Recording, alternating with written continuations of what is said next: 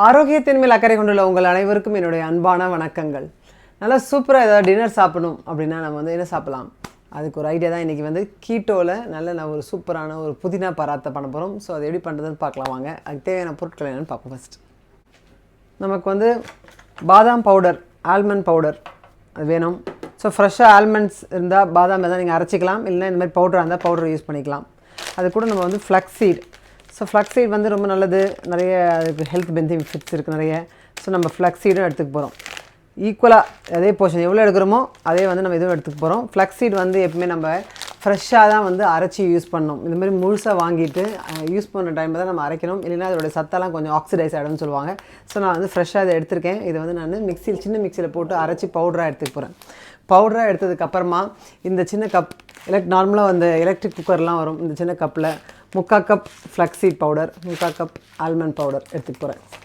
அது கூட வந்து மெயினாக நமக்கு வந்து புதினா பராத்தனா இது மாதிரி நான் ஜிப்லாக் பேக்கில் போட்டு கூட வச்சுருப்பேன், டக்குன்னு யூஸ் பண்ணுறதுக்கு. கொஞ்சம் புதினா, கொஞ்சம் கொத்தமல்லி, அப்புறமா வந்து இந்த மாதிரி பார்த்திங்கன்னா 2-3 குட்டி பச்சை மிளகாய் இப்படி கட் பண்ணி போட்டு வச்சுருப்பேன். ஸோ ஈஸியாக டக்குன்னு எடுத்து நம்ம அரைச்சி அப்படியே வந்து அதை சேர்ந்து பசஞ்சிக்கலாம்.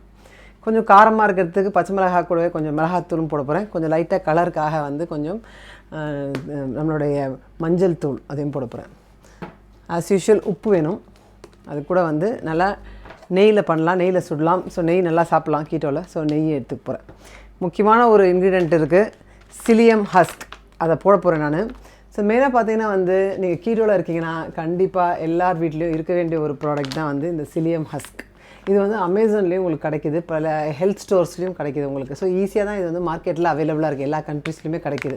ஸோ நீங்கள் கீட்டோவில் போயிட்டீங்கன்னா கண்டிப்பாக வந்து சிலியம் ஹஸ்க் வந்து நீங்கள் போடுங்க, அதை ட்ரை பண்ணி வாங்கி வச்சுக்கோங்க. அப்படி இல்லைன்னா ஜான்தன் கம்மும் இருக்குது, அதுவும் வாங்கிக்கலாம். ஸோ சிலியம் ஹஸ்க் நம்ம போட போகிறோம். இது போடும்போது என்ன ஆகுதுன்னு பார்த்திங்கன்னா வந்து நிறைய டைஜஸ்டிவ் பெனிஃபிட்ஸ் நமக்கு இருக்குது.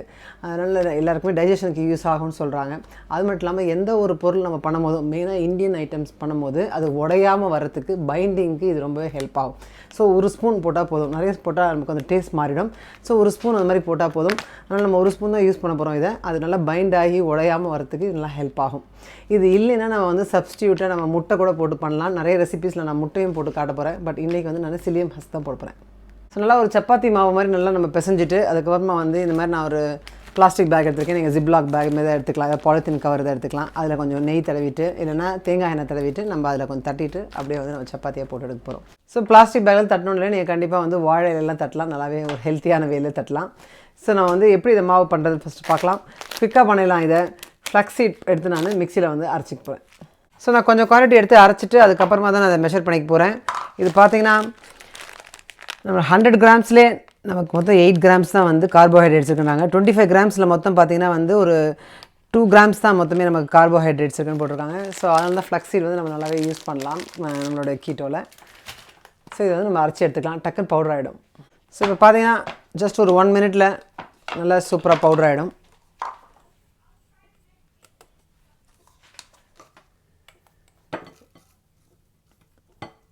நீங்கள் எவ்வளோ பேருக்கு பண்ணுறீங்கன்றதை ஒரு வாட்டி 2 வாட்டி பண்ணி பார்த்தீங்கன்னா உங்களுக்கு குவான்டிட்டி தெரியும். ஸோ நான் வந்து இந்த மாதிரி ஓரளவுக்கு எடுத்துக்கிறேன். அதே அமௌண்ட் வந்து பாதாம் பவுடரும் எடுத்துக்க போகிறேன். ஃப்ரெஷ் பாதாம் தூளும் நம்ம வந்து அரைக்கலாம். அப்போது உங்களுக்கு இதே மாதிரி பவுடராக கிடைக்கும். ஸோ ஆல்மோஸ்ட் ஒரே குவான்டிட்டியில் எடுத்து மிக்ஸ் பண்ணிக்கலாம். ஸோ இந்த ஃப்ளக்ஸ் சீட் அரைச்சதுலேயே நம்ம வந்து தனியாக இப்போ இதெல்லாம் அரைச்சிக்கலாம் ஒரு வாட்டி. இதையும் லேசாக நம்ம ஓட்டி எடுத்துக்கலாம், ஏன்னா முழுசாக இருந்தால் நமக்கு கொஞ்சம் ரொம்ப வாயில் தட்டுப்படும். இது நம்ம ஃப்ளக்ஸ் சீட் அரைக்கும் போது ஈஸியாக டக்குன்னு அது அரைப்படாதனால தனித்தனியாக அரைச்சிட்டா ஈஸியாக இருக்கும் நமக்கு. ஸோ லேசாக கொஞ்சோண்டு தண்ணி ஊற்றிட்டு நான் இதை அரைச்சி எடுத்துக்கிறேன். ஸோ நம்ம வந்து கொத்தமல்லி, புதினா, அது கூட வந்து நம்ம பச்சை மிளகாய் கொஞ்சமாக தண்ணி ஊற்றி இந்த மாதிரி அரைச்சிருக்கோம். நிறைய தண்ணி ஊற்றாதீங்க, நம்ம வந்து ரொம்ப தண்ணியாக இருக்க வேணாம் நமக்கு. ஸோ அது எல்லாத்தையும் போட்டுக்கலாம். புதினா போடுறதுனால நல்லா வாசனையாக இருக்கும் பராத்தா. ஸோ சப்பாத்தி நார்மலாக சப்பாத்தி பண்ணுறத விட எக்ஸ்ட்ராவாக புதினாவும் போட்டு பண்ணுறதுனால நல்லா ஒரு புதினா வாசனை வரும், நல்லா டேஸ்ட்டாக இருக்கும் நமக்கு. ஸோ இது கூட நான் சிலியம் ஹஸ்க் போட போகிறேன்னு சொன்னால அது போடவே இல்லை, இப்போ தான் ஆட் பண்ண போகிறோம். ஸோ இந்த மாதிரி ஒரு டேபிள் ஸ்பூன் போடலாம். உப்பு தேவைக்கு ஏற்ப ஸோ இந்த அளவுக்கு போட போகிறேன். நல்லா பெருசாக பண்ணால் ஒரு 2 பராத்தா அவ்வளோதான் நமக்கு இது வரும். குட்டியாக பண்ணால் ஒரு 3 பராத்தா வரும். ஸோ கொஞ்சம் காரமாக இருக்கிறதுக்காக கொஞ்சம் காரம் போட்டுக்கிறேன். கூட லேசாக வந்து மஞ்சள் தூள் போட்டு நம்ம பிசையும் போதே மொத்தமாக ஒன்றா சேர்த்துட்டு பிசையும் போதே நம்ம வந்து இந்த நெய் கொஞ்சம் கையில் வச்சுருக்கேன் நான். அதை வச்சு நான் கொஞ்சம் சேர்த்து பிசைய போகிறேன். ஃபஸ்ட்டு மிக்ஸ் பண்ணிக்கலாம். அப்போ தான் நமக்கு தண்ணி தேவையா இல்லையான்னு தெரியும். தண்ணி ஊற்றிடாதீங்க, அப்புறம் ரொம்ப தண்ணியாகிடும். ஸோ இதுவே போதுமானதாக இருக்குது. மொத்தமாக ஒன்றா சேர்த்து பிசைங்க. இல்லை நம்ம சப்பாத்தி மாவு பிசைகிற மாதிரி ஒன்றா சேர்த்து பிசையணும்.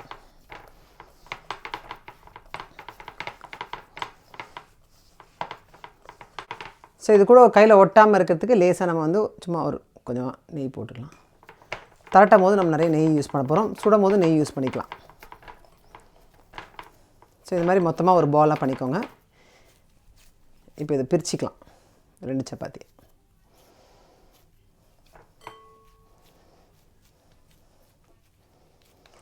இப்போ வந்து நான் ஏற்கனவே சொன்ன மாதிரி ஷீட்டில் வந்து நம்ம தட்டிக்க போகிறோம். ஸோ சிம்பிளாக ஈஸியாக எல்லாத்தையும் மிக்ஸ் பண்ணிவிட்டு சப்பாத்தியாக பண்ணிவிட்டு நல்லா டேஸ்ட்டாக சாப்பிட்லாம். ஸோ இது நம்ம நல்லா சப்பாத்தியாக தட்டிக்கலாம் வாங்க.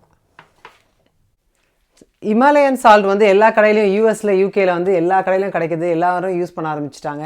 ஸோ அதனால் இந்த மாதிரியான ப்ராடக்ட்ஸ் வந்து யூகேல யூஎஸில் கண்டிப்பாக நல்லா கிடைக்குதுன்னா நல்லாவே டெஸ்ட் பண்ணியிருப்பாங்க. அது நல்ல ப்ராடக்ட் தான். ஸோ நான் அதை நம்புகிறேன். அதனால் நான் வந்து அதை யூஸ் பண்ணுறேன். உங்களுக்கு அது வேணான்னா நார்மல் சால்ட்டே யூஸ் பண்ணிக்கோங்க. ஜாந்தன் கம் சொன்னது நான் சில பேருக்கு அது கேட்டிருக்குமான்னு தெரியல, காட்டுறேன். ஜாந்தன் கம்.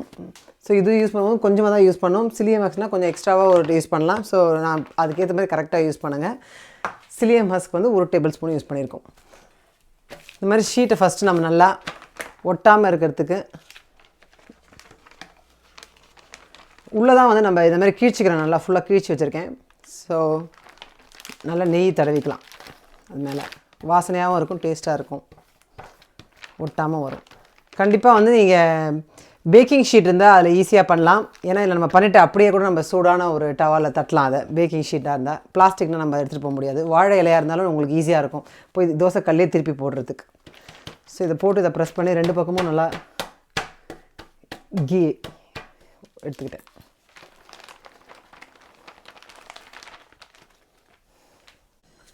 ஸோ நம்ம வந்து இப்போ தரட்ட போகிறோம். இது என்ன பண்ண போகிறீங்கன்னா வந்து கையில் சும்மா அப்படி வச்சுட்டு ஒரு ஷீட்டை வச்சு மூடிக்கோங்க.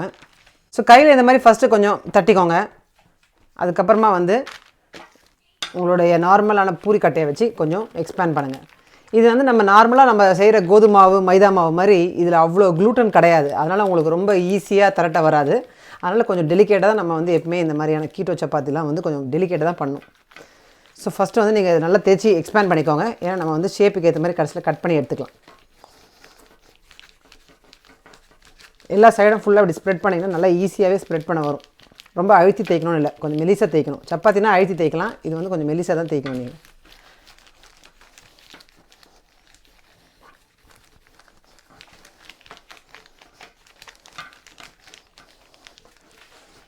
ஸோ எல்லா இடத்துலையும் நல்லா சமமாக நார்மலாக சப்பாத்தி பண்ணுற மாதிரி கொஞ்சம் எல்லா இடத்துலையும் ஒரே மாதிரி ஈக்குவலாக இருக்க மாதிரி நல்லா ஈவனாக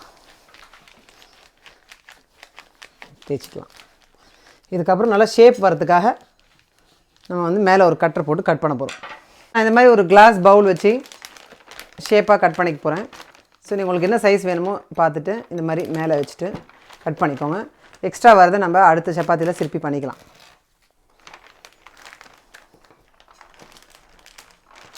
ஸோ இந்த மாதிரி எக்ஸ்ட்ராவாக இருக்கிறத கட் பண்ணி எடுத்துருங்க. ஸோ நான் ஏற்கனவே வந்து தோசைக்கல் ரெடியாக இருக்குதுன்னு சொல்லியிருக்கேன். அது காஞ்சிடுச்சு. ஸோ நம்ம வந்து அதுலேயும் கொஞ்சம் நெய் ஊற்றி நல்லா நம்ம சுட்டு எடுக்கலாம். நம்மளுடைய சப்பாத்தி வந்து இப்போ ரெடியாக இருக்குது. ஷீட்டில் நல்லா பண்ணியிருக்கனால ஈஸியாக அப்படியே நமக்கு எடுக்க வரும். ஸோ கிட்ட போய் எடுத்து அப்படியே போட்டலாம். ஸோ ஃபஸ்ட்டு கொஞ்சம் நெய் போட்டுக்கிறேன். அது மேலே நம்ம சப்பாத்தி இப்படி டெலிகேட்டாக எடுங்க. ரொம்ப மெலிசாக தட்டினா தான் உங்களுக்கு வராது. இந்த மாதிரி சைஸில் தட்டினா கரெக்டாக அழகாக வரும். அப்படியே மெதுவாக அது மேலே போட்டுருங்க. ஒரு சைடு வெந்தப்புறம் நம்ம திருப்பலாம். ஸோ ஒரு 1 மினிட் ஆகிடுச்சி. அந்த பக்கம் வெந்திருக்கும். மெதுவாக இப்படி திருப்பிட்டு மெதுவாக திருப்பி போடுங்க. ஸோ 2 பக்கம் நல்லா பார்த்தா தெரியும் உங்களுக்கு ஆயிடுச்சுன்ட்டு. அப்படி எடுத்துருங்க. ஸோ நெக்ஸ்ட் ஒன் நம்ம பண்ணிக்கலாம். கொஞ்சம் நெய் ஊற்றிக்கலாம். நெய் போட்டு நம்ம ஒரு டிஷ்யூ பேப்பரில் கூட வந்து நல்லா ஈவனாக ஸ்ப்ரெட் பண்ணி விட்டுக்கலாம். ஸோ அடுத்து சப்பாத்தி ரெடியாக இருக்குது. ஸோ அதையும் போட்டுக்க போகிறேன்.